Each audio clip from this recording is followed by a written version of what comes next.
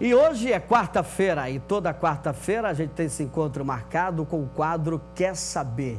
E no quadro Quer Saber de hoje eu estou recebendo o psiquiatra Thales Câmara, que vai falar de um assunto importante que é o autismo. Inicialmente, doutor, obrigado pela sua vinda aqui. Vamos explicar primeiro o que é autismo? Boa tarde. Boa tarde, Tom. Boa tarde aos que nos ouvem. Pois bem, Tom, o autismo é uma disfunção global do desenvolvimento que geralmente se inicia na infância e pertence aos transtornos do espectro autista. Em verdade, o que caracteriza principalmente o autismo são três pilares fundamentais, que é a comunicação, na qual há um prejuízo realmente muito grande, a interação social, que também é muito prejudicada, e também a série de, vamos dizer, de padrões repetitivos, de interesses muito restritos e atividades que se repetem, como, por exemplo, balançar muito o corpo, enfileirar repetidamente, estereotipadamente, uma série de objetos. Enfim, há uma infinidade realmente de sintomas e que variam muito de uma pessoa para outra. Existe também o autismo clássico, o autismo típico, mas também existem outras formas de autismo. No autismo clássico, o que a gente verifica é que acontece principalmente em meninos, acontece em meninas, mas a proporção é de 5 para 1, mais ou menos 4 ou 5, embora exista para meninas também um autismo típico que é chamada síndrome de Rett também. Tem algumas diferenças, inclusive. Agora, embora o autismo também venha acompanhado, na grande maioria, por deficiência intelectual, ela também tem o autismo de alto padrão, de alto funcionamento, que é também chamado de síndrome de Asperger, ou Asperger, como se preferir. Então, existem muitos tipos de autismo e as causas, inclusive, são múltiplas, são variáveis. Por exemplo, as causas mais comuns até do autismo são as questões cromossômicas, até que no nosso meio, às vezes até é difícil de diagnosticar. Mas o autismo em si não constitui uma patologia específica, constitui, na verdade, uma síndrome que tem, pode ser causada por uma série de sintomas. A causa mais comum do autismo é o chamado síndrome do X frágil, que é uma alteração cromossômica. Eu ia perguntar a questão dos sintomas. Esse é o sintoma que apresenta o paciente inicialmente e que a família tem que estar acompanhando, isso que o senhor citou agora? Na verdade, o que se vê é um atraso global do desenvolvimento que se verifica, né? Detectou, tem que procurar o profissional logo. Tem que procurar, e normalmente se passa antes dos 3 anos de vida.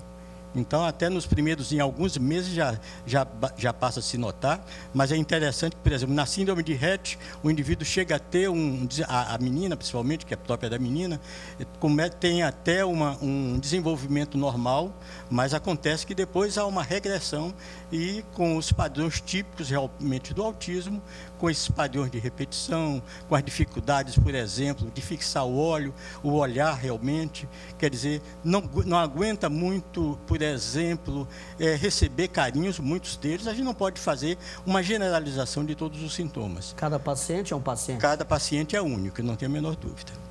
Bom, agora, e como desenvolve esse tratamento? Bem, o tratamento visa principalmente a maximização, vamos dizer assim, das habilidades sociais e de comunicação. Então, essas habilidades, existem programas de treinamento específico que as instituições que cuidam disso já têm. Evidentemente que tudo tem que ser feito também, previamente, o diagnóstico do que é que causa o autismo, porque, embora seja muito comum as causas genéticas, mas também pode haver causas, inclusive metabólicas, e causas outras até que possam acontecer. Bom, e num ponto de vista de medicação aí, como é que funciona isso? Explica pra gente. Bem, não há em primeiro lugar, não existe cura para o autismo, né? Você pode melhorar um pouco o funcionamento daquelas crianças. A medicação, em geral, é quando acontece de haver, assim, distúrbios emocionais, distúrbios comportamentais. Então, quando existe, portanto, comorbidades associadas, seja de natureza neurológica, como convulsões, seja de ordens psiquiátricas, como alterações de humor. É muito comum, inclusive, que a criança tenha crises de pânico, tenha uma série de sintomas inopinados, até inesperados, de birra, de agressividade, de alta agressão, de bater a cabeça. E, quer dizer, é muito variado, na verdade, essa sintomatologia. Já que o senhor falou o tratamento não é específico, é dirigido fundamentalmente para os sintomas que vão apresentando quando apresentam. Pois não.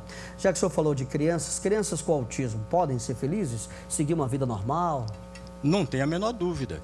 É até interessante, inclusive, lembrar um filme que é, no caso, a baleia, Moza e a baleia, eu acho que foi colocado aqui também como Loucos de Amor, que conta, na verdade, a história de dois autistas de alto funcionamento, que realmente eles conseguem, inclusive, ter uma vida feliz, ter uma vida particular, evidentemente, com o apoio realmente da família, porque essa é uma questão fundamental. Fundamentalmente, os autistas precisam de alguém que realmente faça, pelo menos, no mínimo, uma supervisão.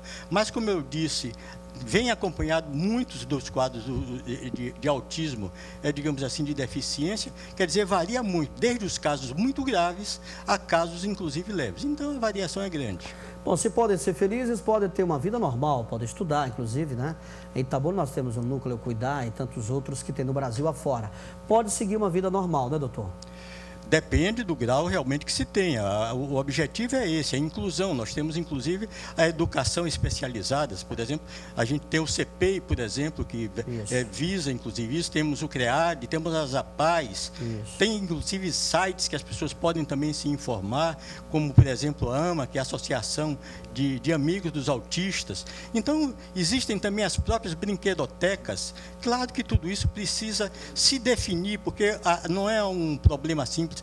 O tratamento diz respeito à equipe multidisciplinar. Não se faz uma única consulta, não é uma consulta breve, rápida, para se obter esse diagnóstico. Tem que ser feito pela equipe, tem que ser discutida e, evidentemente, que a participação familiar, a participação da mãe é fundamental, sem contar de que, fundamentalmente, as mães que têm filhos autistas dedicam tempo integral, inclusive, ao cuidado deles, que eles, em grande parte, são totalmente dependentes, até para se vestir, para se alimentar, e varia muito isto. Doutor Thales, obrigado pela entrevista. Forte abraço ao senhor. Muito obrigado também. E na próxima quarta-feira a gente retorna com o quadro Quer Saber, sempre com tema de interesse da comunidade. Eu volto já.